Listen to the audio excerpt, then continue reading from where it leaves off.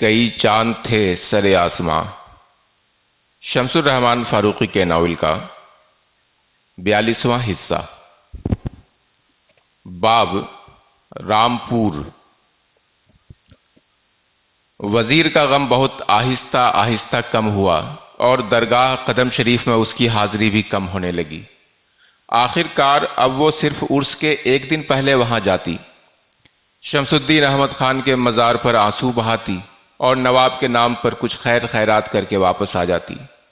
نواب مرزا کی پرورش کا بوجھ اب بہت کم ہو جانے کے باعث اس کے اخراجات کم ہو گئے تھے، لیکن اتنے نہیں کہ اپنے محدود وسائل کے اندر وہ آرام سے رہ سکتی۔ شرفا جیسی زندگی گزارنے کے لیے قیمتی زیور، بھاری کپڑے، سواری کے وسائل اور متعدد نوکر درکار تھے۔ خرچ کو کم سے کم کرنے کے باوجود اس کی مستقل آمدنی ان ضرورتوں کا کفالہ نہ کر سکتی تھی، لہٰذا اس نے مجلس سے چھپا کر اپنے کچھ قیمتی جواہرات اور بھاری جوڑے چپکے چپکے فروخت کرنے شروع کر دیے۔ اب وہ گھر سے اس قدر کم نکلتی تھی کہ مجلی بیگم کے یہاں بھی 2-4 مہینے میں تیج تہوار کے دن 4 گھڑی کے لیے ہو آتی، اور بس اس نے اپنے دل کو سمجھا لیا تھا کہ میری کتاب زیست کا شیرازہ بس شمس الدین احمد کا غم ہے۔ میں اس غم کو اپنے دل میں مجتمع کر لوں تو اپنے بقیہ دن سکون قلب سے نہ سہی لیکن دل سوزی اور صبر سے گزار لوں گی۔ اب مجھے آنا جانا کہیں نہیں ہے۔ اکثر وہ سیدی تہرانی کا یہ شعر پڑھتی اور تکیے میں سر دے کر گھنٹوں چپ چاپ پڑی رہتی: بے محبت پارے دلہاز ہم پاشیدہ شد، مہر او اوراق این غم نامارا شیرازہ شد۔ لیکن قضاء و قدر نے وزیر کی تقدیر کا نقشہ شاید قلم سرما سے کھینچا تھا کہ اس میں رد و بدل کی، مٹانے اور از سر نو بنانے کی بڑی گنجائش تھی۔ اگست 1840 میں نواب محمد سعید خان کو ڈپٹی کلیکٹری سے بلا کر والی رامپور مقرر کیا گیا اور ان کے صاحبزادے بلند اقبال نواب محمد یوسف علی خان ان کے ولی عہد ہوئے۔ یہ نواب یوسف علی خان کے عروج کا آغاز، لیکن ان کی بے فکری کے اختتام کا بھی آغاز تھا۔ اب انہیں دہلی کا قیام ترک کر کے رامپور، جس کا نام محمد علی خان نے بدل کر مصطفیٰ آباد رکھ دیا تھا، میں مستقل اقامت اختیار کرنی پڑی۔ عمدہ خانم اور نواب مرزا بھی نواب کے ساتھ مصطفیٰ آباد منتقل ہو گئے۔ وزیر خانم بالکل تنہا رہ گئیں۔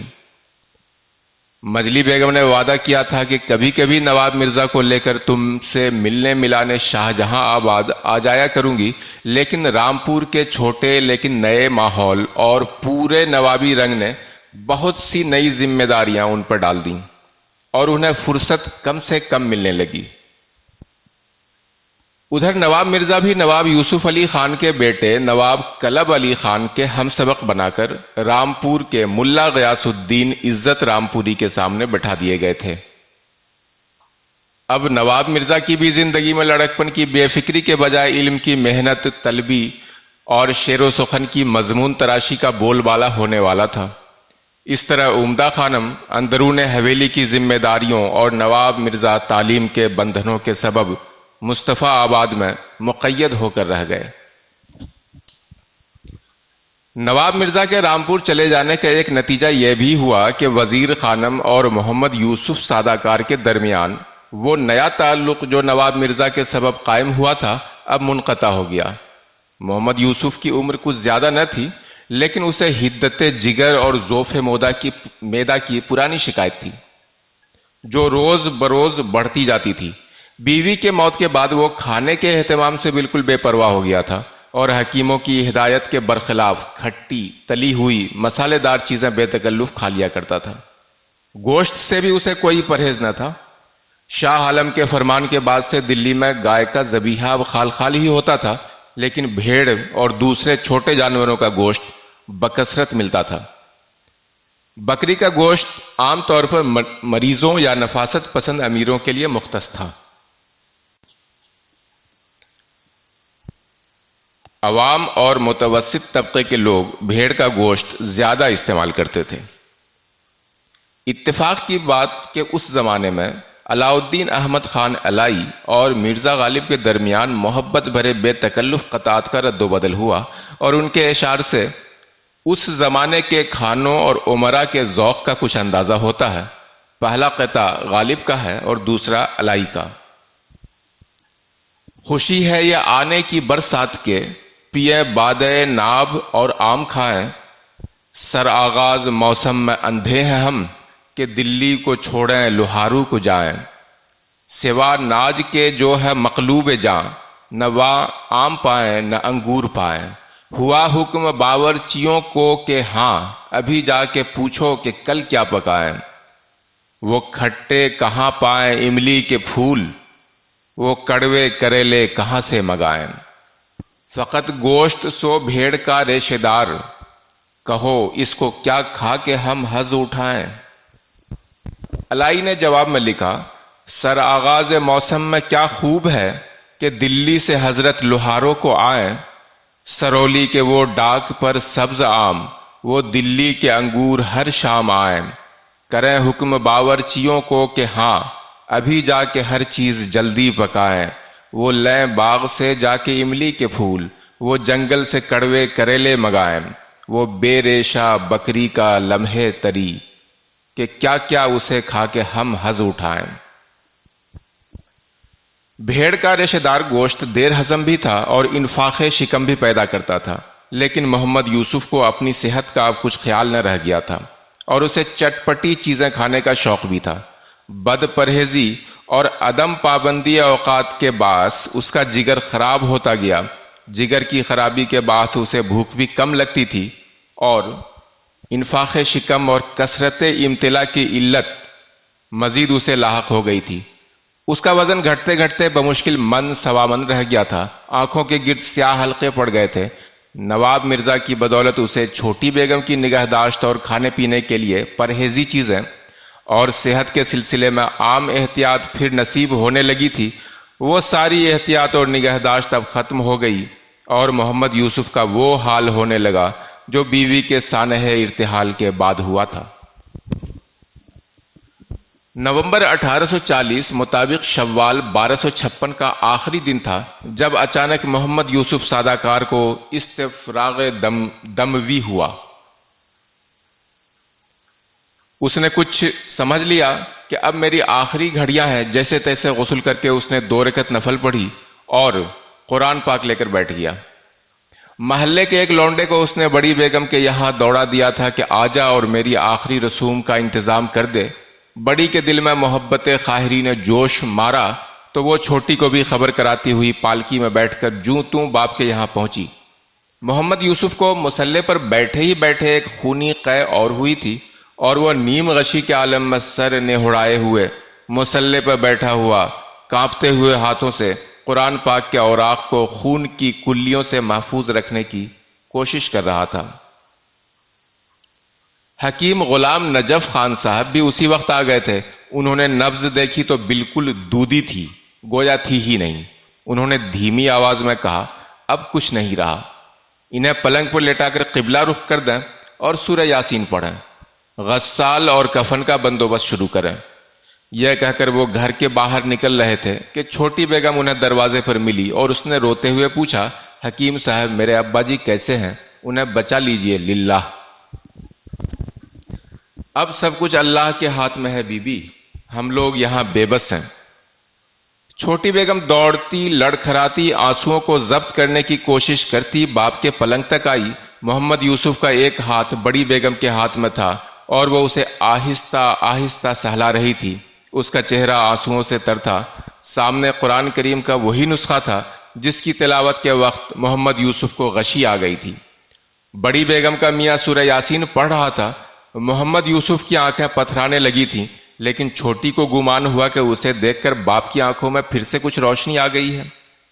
اس نے دوڑ کر محمد یوسف کے قدموں میں سر رکھ دیا اور کہا، ابا جی بس ایک بار میری طرف دیکھ لیں، میری خطائیں معاف کر دیں۔ محمد یوسف کے دوسرے ہاتھ کو ذرا سی حرکت ہوئی۔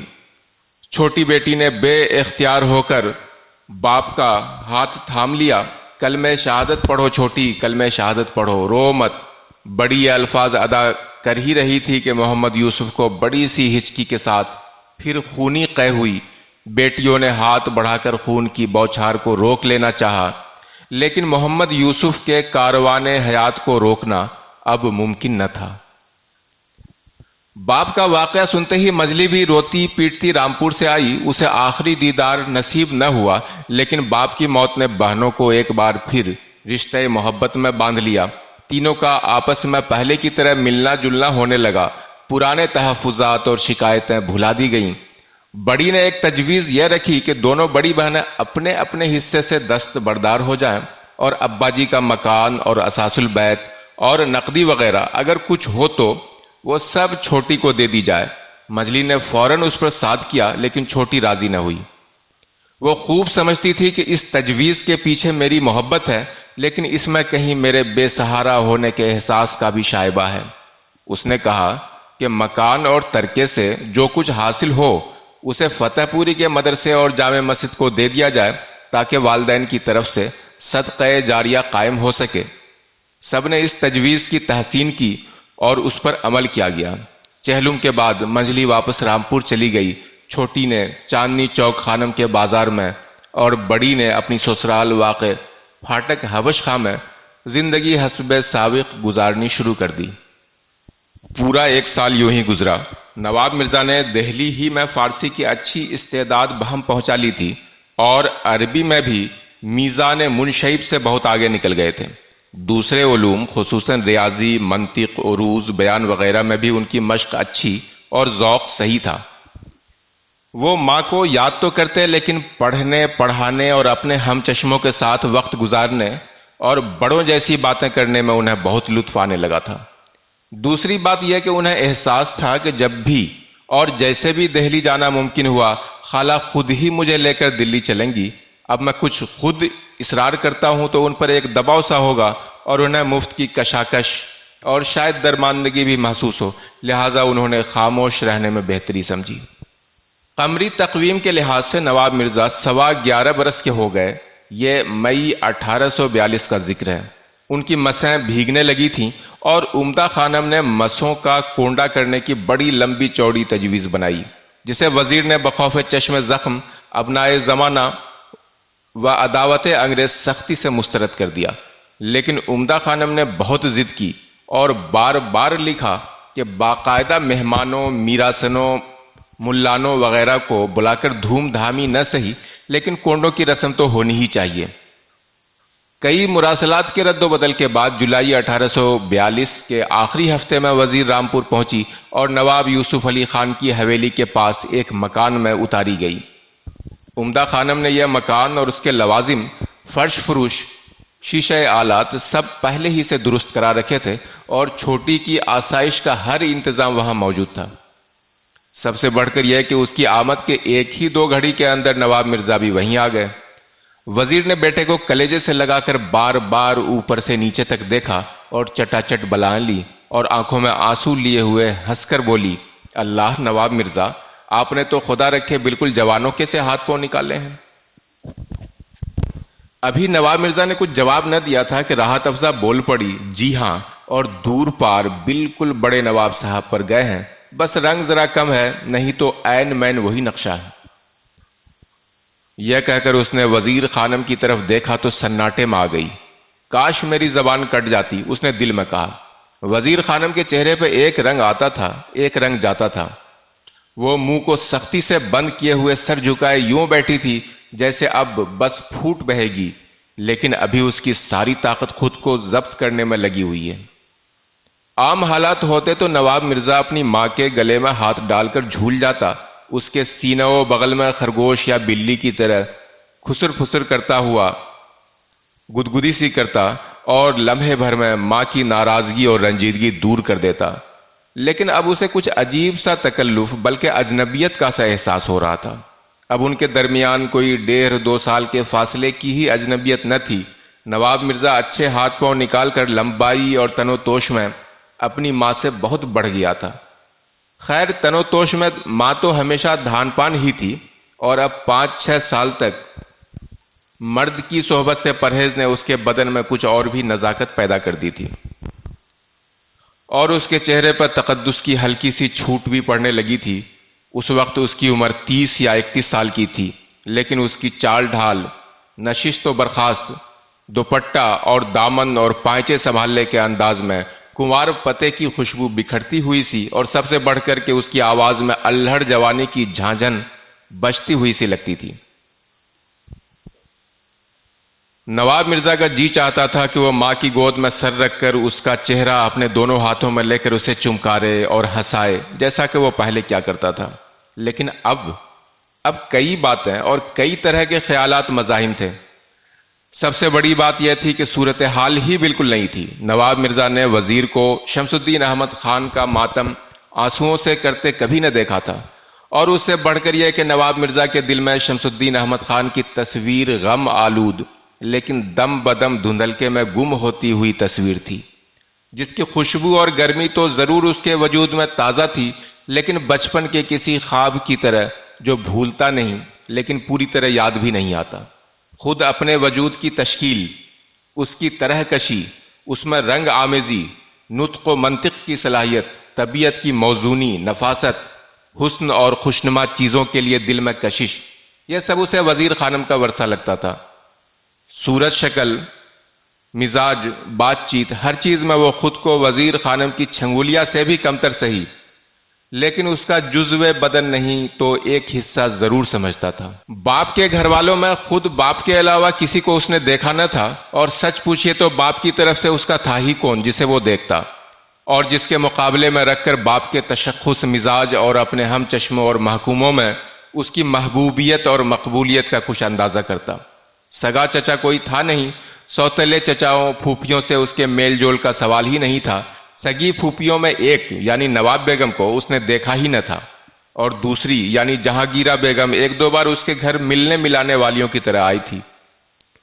اس کے لیے جہانگیرہ بیگم کا چہرہ خوشگوار لیکن اس کے مرکز حیات سے دور ہٹے ہوئے کئی غیر متعلق چہروں میں سے ایک چہرہ تھا اور کچھ نہیں۔ 10 سال کی عمر کو پہنچ کر اسے اپنے ساتھی سنگاتیوں سے اور از خود بھی بہت سی باتیں اولاد و تولید کے بارے میں اور عورت اور مرد کے فرق کے بارے میں معلوم ہو گئی تھیں، اور اب تو وہ اپنے جسم اور اخلاق مزاج اور تصورات و تخیلات کے بدلتے ہوئے رنگوں کو کچھ زیادہ شدت کے ساتھ محسوس کرنے لگا تھا، ورنہ 7-8 سال کی عمر تک تو وہ خود کو بے باپ ہی کا نہیں بلکہ باپ کی کسی شراکت کے بغیر براہ راست وزیر خانم کی اولاد سمجھتا رہا تھا۔ آج جب اس نے اپنی اور شمس الدین احمد خان کے چہرے، مہرے اور چال ڈھال کے اعتبار سے مشابہت کا ذکر سنا اور اس ذکر پر اپنی ماں کو اس درجہ غمگین پایا تو کچھ دیر تک تو وہ بے بس کھڑا ہاتھ ملتا رہا کہ اب میں کیا کروں کہ اماں جان کا غم غلط ہو۔ 11 برس کا نواب مرزا اس وقت 14-15 برس کا جوان لگتا تھا، کشیدہ قامت، ماں سے کچھ ہی دبتا ہوا قد، سیاہ فام لیکن چہرے پر غضب کی نرماہٹ اور ملاحت، جس پر سبزہ آغازی کچھ طرفہ بہار دکھا رہی تھی۔ بھرے بھرے ڈنڈ، چوڑی کلائیاں، بڑی بڑی شربتی آنکھیں جو عین مین ماں پر گئی تھیں، لیکن ترکانہ ناک اور اونچی پیشانی باپ کا ورثہ تھی۔ نہایت باریک آسمانی ململ کا کرتا جس پر پھولام کی قبا، اس پر آسمانی رنگ کی دھاری دار سنگی کا انگرکھا جس کی آستینیں آگے سے کٹی ہوئی تھی، دلی والوں کی طرز کا گلابی مشروع کا 2 بر کا پیجامہ، سر پر رامپوری اونچی مخملی کلاہ کی جگہ دلی کے ہی طرز کی کلابتو میں کام کی پنج گوشیا سیاہ ٹوپی، نہایت چمکدار گھنے بال جو اس وقت کے رواج کے موافق کاندھوں سے ذرا اوپر تک لے آئے گئے تھے اور ٹوپی سر پر ذرا کج رکھی گئی تھی۔ اس وقت نواب مرزا کے چہرے پر جوانی کی متانت اور نو عمر سلونا پن گلے ملتے ہوئے کچھ اس طرح دکھائی دیتے تھے کہ انسان کا دل خواہ مخواہ کھینچتا تھا۔ ماں، خالہ اور اصیلیں تو دیکھ دیکھ کر نہال ہوتی ہی تھیں، لیکن اس وقت موقع کی نزاکت اس بات کی متقاضی تھی کہ ماں کا رنج بھی ہلکا ہو اور بیٹا اپنی محبت کا برملا اظہار بھی کر سکے۔ یہ نواب مرزا کی ذکاوت اور دلجوئی کی جبلت کا ادنا کرشمہ تھا کہ اس نے بالکل صحیح قدم اٹھایا۔ نواب مرزا نے ذرا آگے بڑھ کر اور ماں کے قدموں میں بیٹھ کر جوتیوں سمیت اس کے پاؤں اپنی گود میں رکھے اور کہا، اماں جان، میں تو آپ کی خدمت میں حاضر ہوں، چھوڑیے ان چھوکڑیوں کی باتوں کو وہ ذرا سا مسکرایا۔ راحت افزا مجھے چھوکرا سمجھتی ہیں تو خود بھی تو چھوکری ہوئی، میں آپ کا بچہ ہوں اور کچھ نہیں۔ چھوکری کیا چھکڑیا کہو تو روا ہے۔ عمدہ خانم نے راحت افزا کے گال پر ہلکی سی چپت مار کر کہا، بنوں کی زبان کیا ہے کترنی ہے۔ مگر اللہ نواب مرزا آپ تو بھوئیں سے اٹھیے، کیا بھوئیوں کی طرح فرشی پر ہاتھ پیر مارتے رہیں گے؟ یہ کہہ کر عمدہ خانم اپنی مخصوص ہنسی اس ہنسی میں ہلکی سی دوستانہ چاشنی تھی، گویا وہ نواب مرزا کو برابری کا درجہ دے رہی ہوں اور ماں کو بھی اشارہ دے رہی ہوں کہ بیٹا اب نام خدا جوان ہونے لگا ہے، اب باپ کو بھولو اور بیٹے کو گلے لگاؤ۔ خالہ جان آپ فرماتی ہیں تو میں بھچمپا کی جھار کی طرح ابھی اسی وقت کھڑا ہوتا ہوں، لیکن اماں جان تو مجھ سے بولتی بھی نہیں۔ نواب مرزا نے ماں کے جھکے ہوئے سر کو اٹھانے کی کوشش کرتے ہوئے کہا، اچھی اماں جان ذرا دیکھیے تو صحیح، سنیے تو صحیح۔ مجھے لفظ بھچمپا پر یاد آیا، میاں نذیر مرحوم کا کیا عمدہ شعر ابھی کچھ دن ہوئے نظر سے گزرا تھا، لیجیے آپ بھی ملاحظہ فرمائیے۔ یوں تو ہم کچھ نہ تھے پر مثل انارو مہتاب، جب ہمیں آگ لگائی تو تماشا نکلا۔ اور یہ خالہ جان ہمیں تماشا اور تماشا گر دونوں ہی بنائے دیتی ہیں۔ شاید نذیر کا شعر پڑھ کر لڑکپن سے جوانی کی منزل کی طرف گزر کرتا ہوا نواب مرزا ایک شاعر اور مرد کار کی حیثیت سے اپنے اندر پوشیدہ امکانات کا غیر شعوری طور پر اعلان کر رہا تھا۔ وزیر خانم نے آنسو پی کر سر اٹھایا اور بیٹے کی بلائیں لے کر بولی، ہائے نواب مرزا آپ نیچے میرے قدموں میں، الہی توبہ یہ کیا بدشگونی ہے۔ آپ کو تو ہم سر آنکھوں پر لیں، کلیجے میں رکھیں تو کم ہے۔ اچھی اب تو اٹھیے، دیکھیے اب تو ہم ہنس بھی رہے ہیں۔ یہ کہتے ہوئے وزیر خانم نے اپنے پاؤں پرے کھینچ کر نواب مرزا کے دونوں ہاتھ اپنے ہاتھوں میں لے کر اسے اٹھانے کی کوشش کی تو نواب مرزا نے کہا، جی نہیں اماں جان، یوں آپ کی گلو خلاصی نہ ہوگی۔ بچے میاں صاحب اب مجھے اور شرمندہ نہ کریں۔ وزیر نے جلدی سے بات کاٹ کر کہا، جی نہیں، اس میں شرمندگی کاہے کی؟ آپ نے بے وجہ سب کو رولایا اور تیس پر یہ کہ میں نے آپ کو میاں نذیر صاحب کا اتنا عمدہ شعر سنایا تماشا کے مضمون پر اور آپ نے داد بھی نہ دی، لہذا پہلا تاوان تو یہ کہ آپ وعدہ کریں کہ اس دنیا میں میرے ہوتے ہوئے آپ روئیں گی نہیں۔ اے لو نواب مرزا آپ تو بڑا ظلم کرتے ہیں، بھلا آنسوؤں نے رونے یا پھر دل سے رونے پر کسی کا حکم چلا ہے؟ نہ صحیح، لیکن میری اتنی سی بات تو آپ مانیں گی کہ رہ جانے والوں کا حق چلے جانے والوں سے کچھ کم نہیں ہوتا۔ وزیر کو سکتہ سا آ گیا۔ نواب مرزا کے لہجے میں عجب طرح کا پیار بھرا تحکم تھا اور ایک طرح کی دنیا شناسی بھی تھی، اور یہ پہلی بار ہوا تھا کہ نواب مرزا نے اسے اپنے باپ کی موت کی حقیقت کو سب کے سامنے قبول کیا تھا، اور وہ بھی ایسے انداز میں کہ ماں کا وجود باپ کے عدم سے بڑھ کر اہم معلوم ہوتا تھا۔ وزیر نے کچھ لمحہ چپ رہ کر اپنے اوسان جمع کیے اور پھر بولی، بھلا اسے کون نہ مانے گا؟ منصفی تو وہی ہے جو آپ کہو ہو۔ تو پھر ٹھیک ہے، میرا حق آپ پر یہ ہے کہ آپ ہمیشہ خوش رہیں۔ اور اب رہی دوسری بات، اے لیجیے اب کون سی دوسری بات رہی جاتی ہے؟ زمین سے قد بالا کو اوپر لائیے، پھر سنیں گے آپ کے بتنگڑے۔ اچھا ہم اٹھے جاتے ہیں، لیکن میاں نذیر کی داد نہ دینے کا تاوان پھر بھی عطا ہو، تماشا کے مضمون پر اچھا سا ایک شعر سنائیے تو ہم جانیں۔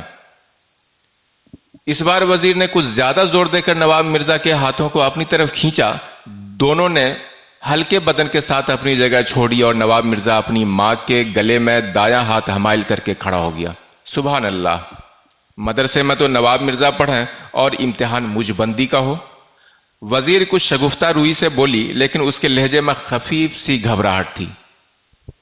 یہ بیت بحثیاں آپ ملا جی غیاث الدین صاحب کے سامنے کھیلیں تو خوب ہو، صحیح، لیکن شعر آپ سے تو ہم ضروری سنیں گے۔ ڈھیر سارے شعر مجھے زبردستی یاد کراتی تھی، آج کچھ تو کسر نکلے۔ چلیے فارسی شعر سنا دیجئے، ہندی نہ صحیح۔ میں بوڑھی باولی، اب مجھے شعر کہاں سے یاد آویں جو میں اپنے بچے میاں کی دل کی تسلی کروں؟ وزیر نے کچھ مصنوعی خفگی اور الجھن کے لہجے میں کہا، اچھا لیجئے، مولانا نادم لاہیجانی کا ایک ٹوٹا پھوٹا شعر سن لیجئے۔ جی بہت خوب، ارشاد۔ وزیر نے نہایت سادہ لیکن دلنشیں انداز میں شعر پڑھا۔ بسیار دری کوہنا سرا مارکا دیدم، بازی چے اطفال تماشائے دیگر داشت۔ سبحان اللہ اماں جان، کیا شعر ارشاد ہوا! واللہ طبیعت میں سرور آ گیا۔ نواب مرزا نے ہنس کر کہا، لیکن اس نے مضمون شعر میں ایک کنایا بھی محسوس کیا کہ اماں کا اشارہ ہے کہ تجھ میں ابھی بچپنا بہت ہے۔ نواب مرزا تو اب خود کو اچھا خاصا مرد سمجھنے لگا تھا۔ اپنی ماں کا بھول پن دیکھ کر اس کے دل میں محبت کی ایک نئی لہر سی دوڑ گئی کہ بیچاری اماں کتنا سادہ ہیں۔ اس نے فوراً جواب دیا، مگر بازیچہ اطفال کی نہیں صحیح اماں جان، سنیے مرزا بیدل کیا فرماتے ہیں۔ یہ کہہ کر اس نے بیدل کا شعر بڑے لحن سے پڑھا۔ نو بہار است تو جہاں سیر چمنہا دارد، وضع دیوان ماں نیز تماشا دارد۔ اے خوب، کیا شعر پڑھا! عمدہ خانم اور وزیر خانم تقریباً ایک ساتھ بول پڑی، ہے کیا بات کہی کہ وضع دیوان ماں نیز تماشا دارد۔ نواب مرزا نے جھک کر سلام کیا، گویا شعر انہی کا ہو اور ساری داد انہی کا حصہ ہو۔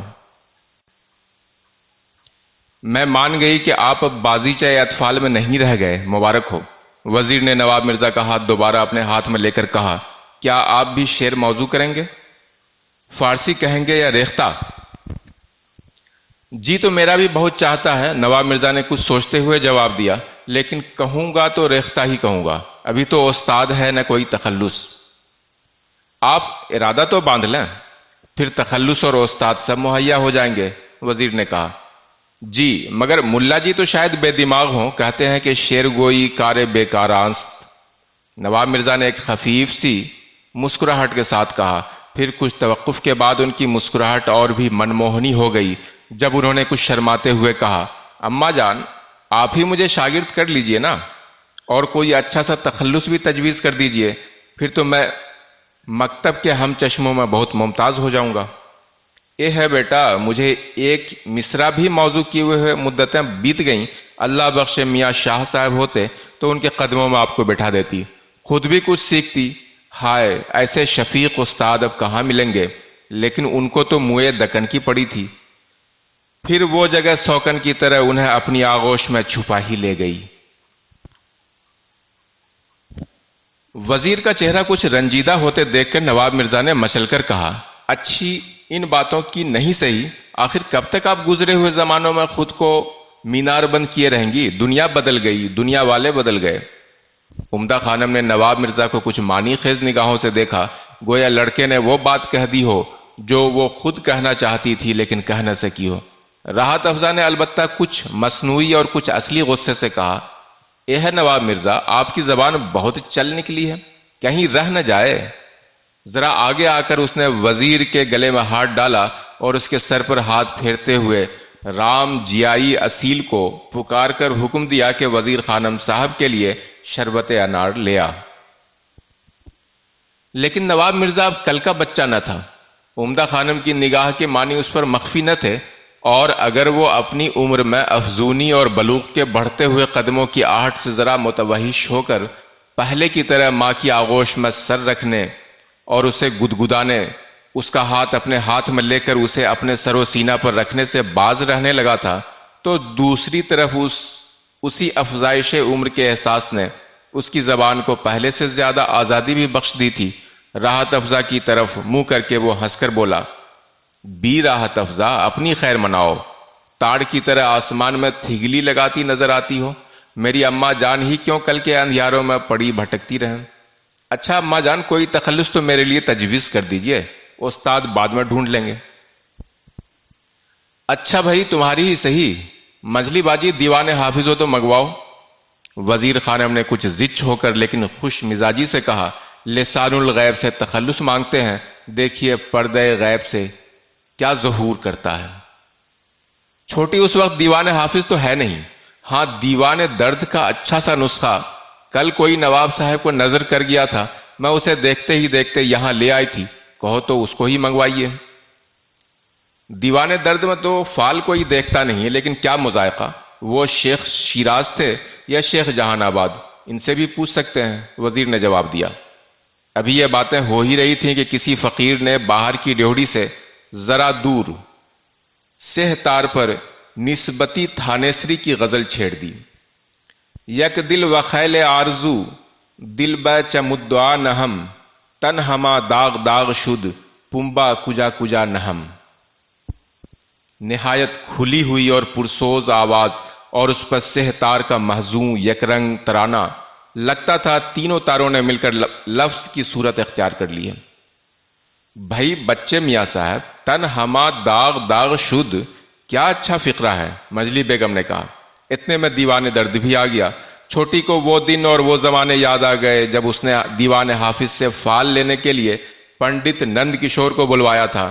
مان وہ ساری گزری ہوئی تصویر اس کے سامنے لہرا سی گئی۔ اس کا ہاتھ کانپ گیا اور قریب تھا کہ کتاب اس کے ہاتھ سے چھوٹ جائے، لیکن اس نے خود کو سنبھال کر ایک گھونٹ شربت پیا اور کہا، بھائی ہم لوگوں کو فال دیکھنی تو آتی نہیں، یہ کام تو پنڈت اور مولانا ہی کر سکے ہیں۔ میں تو بس سیدھے سادے طور پر بسم اللہ شریف پڑھ کر دیوان کے ورق لوٹوں گی، جہاں نگاہ رک جائے وہی فال ہے، کہو منظور ہے؟ جی بہت بہتر، نواب مرزا نے کہا۔ دیوان کو آنکھوں سے لگا کر بسم اللہ کر کے وزیر نے ایک جگہ ورق کھولا تو یہ مطلع سامنے تھا، اپنی قسمت کے ہاتھوں داغ ہوں میں، نفس عیسوی چراغ ہوں میں۔ بھائی کیا عمدہ شعر نکلا، مجلی نے بے ساختہ کہا۔ گو حسب حال نہیں لیکن نامناسب بھی نہیں کہ شاعری کا کام ہی دل سوزی و داغداری ہے۔ ہمارے نواب کہتے ہیں کہ جب تک انسان درد مند نہ ہو شعر کہاں سے نکالے گا، اور داغ ہی تو شعر میں ڈھل کر نکلتے ہیں۔ یہ میر درد صاحب کی درد مندی ہی تو ہے جس کی بدولت آج بھی ان کا کلام سب کی زبانوں پر ہے۔ ہاں، اور درد اور داغ میں مناسبت بھی ہے، وزیر نے کہا۔ اور ابھی میاں نسبتی کا بھی کیا اچھا مطلع داغ کے مضمون پر گویا فال گوش ہو ہی چکا ہے۔ اماں جان، چراغ اور نفس عیسوی کے مضمون کو ہمارے طوطی ہند آل اللہ مقامہ کی بھی تائید حاصل ہے۔ فرماتے ہیں، گردد ز نفس چراغ مردہ گر خود نفس مسیح باشد۔ تو بس اللہ رکھے آج سے آپ حضرت نواب مرزا دہلوی ثم رامپوری ہو گئے۔ شاگردی کا بھی ایک دو دن میں قضیہ طے کر دیں گے۔ دلی میں استاد ذوق کے بڑے چرچے ہیں، لکھنؤ میں شیخ ناسخ نہیں رہے لیکن کئی ان کے بڑے نامی گرامی شاگرد ہیں۔ پھر نواب سید محمد خان صاحب رند ہیں، بہت مبارک۔ لیکن اماں جان، میں دہلوی ثم رامپوری نہ کہوں گا، میں تو سیدھا سچا دہلوی ہوں۔ ہندوستان میں دھوم ہماری زباں کی ہے، رامپوری کہانے میں وہ بات کہاں، نواب مرزا نے ہنس کر کہا۔ مجلی بیگم ایک لمحے کو تو گھبرا گئیں کہ کہیں نواب یوسف علی خان تک یہ فقرہ نہ پہنچے۔ نوابوں کے آنکھ نہیں ہوتی، صرف کان ہوتے ہیں۔ لیکن پھر سوچیں کہ لڑکوں کی بات کا کس نے برا مانا ہے۔ انہوں نے شگفتہ جبینی سے کہا، چلیے صاحب آپ دلی کے روڑے، ہم جمنا کے پرلے کنارے کی کنکریلی ریت، آپ کو دلی کی استادی مبارک ہو۔ تابع فرمان ہوں اماں جان، آئیے دو چار شعر موضوع کریں، آخر تخلص کے گنہگار تو ہم ہو ہی چکے ہیں۔ چلیے کوئی مصرع دیجئے، پھر دیکھیے گا ہماری مضمون آفرینیاں۔ اچھا تماشے کی بات ہو رہی تھی تو لیجئے میر تقی میر صاحب کا ایک مصرع ہے، مطلع کا مصرع تھا، آپ بھی اسے مطلع کیجئے۔ بہت خوب، بہت مبارک۔ وزیر نے اپنے خوبصورت انداز اور نہایت میٹھی آواز میں مصرع پڑھا۔ دیکھا جو خوب تو ہے دنیا عجب تماشا۔ اے لیجئے اماں جان، آپ بھی غضب کرتی ہیں بھائی واللہ، نواب مرزا نے کچھ ٹھنک کر کہا۔ ایک تو استاد کے مصرے پر امتحان لیتی ہیں اور پھر مصرع ایسا بھرپور کے ہاتھ ملتے رہ جائیے، اس پر مطلع کس کے نصیب میں ہوگا؟ چلیے باتیں نہ بنائیے صاحبزادے، مجلی بیگم نے ہنس کر کہا، بلکہ ایسی ہی باتیں بناتے بناتے مصرع بنا ڈالیے، مگر مطلع بنانا شرط ہے بچے میاں۔ جی بہت خوب ہے، نواب مرزا نے آہستہ سے کہا اور برجستہ مطلع گزارا۔ کرتے ہیں بے ادب کا یا با ادب تماشا، دیکھا جو خوب تو ہے دنیا عجب تماشا۔ ماشاء اللہ، سبحان اللہ کی آوازیں گونجی۔ وزیر نے بیٹے کی پیشانی چومی، سر پر ہاتھ پھیرا اور آنچل پھیلا کر دعا مانگی، اللہ میرے بچے کا نام روشن ہو، دنیا اسے جہاں استاد کہے۔ سب نے آمین کہی۔ مجلی بیگم نے فوراً 11 روپے کی شیرینی منگا کر ہر طرف تقسیم کرائی کہ میاں داغ سلمہ آج اپنی والدہ ماجدہ کی شاگردی فن شعر میں داخل ہو گئے ہیں۔ دری اثنا وزیر خانم نے کہا، بچے میاں مطلع تو خوب کہا آپ نے، لیجئے اس پر بھی پھڑکتا ہوا سا مصرع لگ جائے تو میں آپ کو فارغ الاصلاح شاگرد مان لوں۔ یہ کہہ کر وزیر نے مسکراتے ہوئے اپنا مصرع پڑھا، محفل میں کہکشاں کی ایک آدمی نہیں ہے۔ وزیر کا مصرع پڑھنا تھا کہ نواب مرزا نے بے ساختہ کہا، پھیلا دیا فلک نے کیا بے سبب تماشا۔ ہر طرف سے داد کے ڈونگرے پھر برسے۔ نواب مرزا نے خوش ہو کر سب کو تسلیم کی، لیکن پھر کہا، ہم فارغ الاصلاح شاگرد نہ بنیں گے، ہم اپنی محنت سے شعر کہیں گے، کبھی کبھی اماں جان کی نظر کیمیا اثر سے گزار بھی دیں گے، لیکن ابھی تو ہمیں تحصیل علم کرنی ہے۔ اللہ کی ذات سے امید ہے کہ اماں جان کی دعائیں قبول ہوں گی۔ اس پر سب نے آمین کہی۔ اب کھانے کا وقت ہونے لگا تھا۔ آج کا کھانا مجلی بیگم کے یہاں سے کئی توروں میں آیا تھا۔ باقی آئندہ۔